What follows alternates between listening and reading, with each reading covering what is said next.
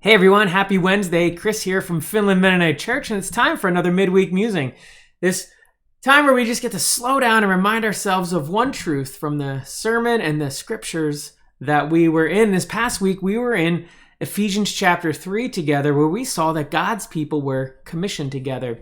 And you know what? This morning I woke up and I had an awesome illustration right before my eyes. It was actually before my eyes and my son Jace. We were downstairs and we were looking out at the bird feeder. And we saw these things, little Junkos, hanging out around our bird feeder.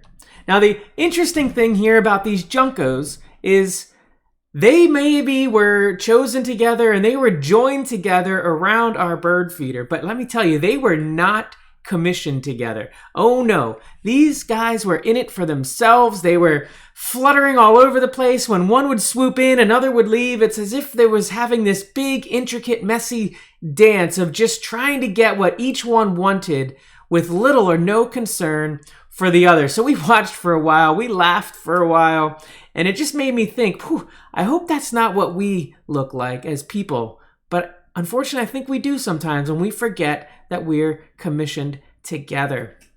Now, another bird example to show the opposite effect of what can happen is other birds that many of us see each and every year.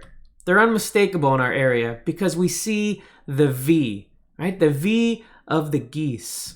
And these geese, yes, they're chosen together. Yes, they're joined together, but they also operate in a way that they are commissioned together in no better way than when you see them flying in this V. I read somewhere that a goose can fly up to 71% further when it flies in a V because they're working together. It takes the stress off of all of them. They're able to capitalize on wind streams and different pressures that are created with the wings. And it's amazing what these geese can do when they work together, commissioned together.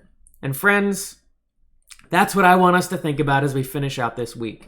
Think about, man, am I acting like a Junko? Just doing things on my own, trying for myself, and then ended up pitting myself against others?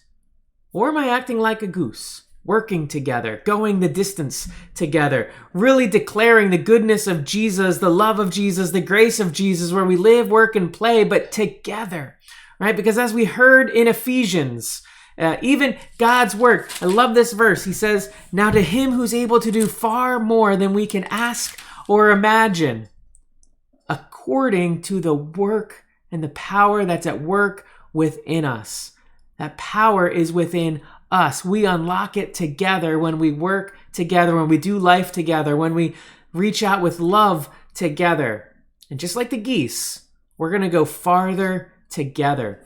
So let's finish out this week really looking at where can I invite others into my life? Where can I start doing life with others? Where can I start loving my neighbors, my friends, my family, my coworkers, my classmates, the people that I see when I'm shopping? Where can I love them with others and see what God does in us and through us as we do? Have a blessed rest of your week.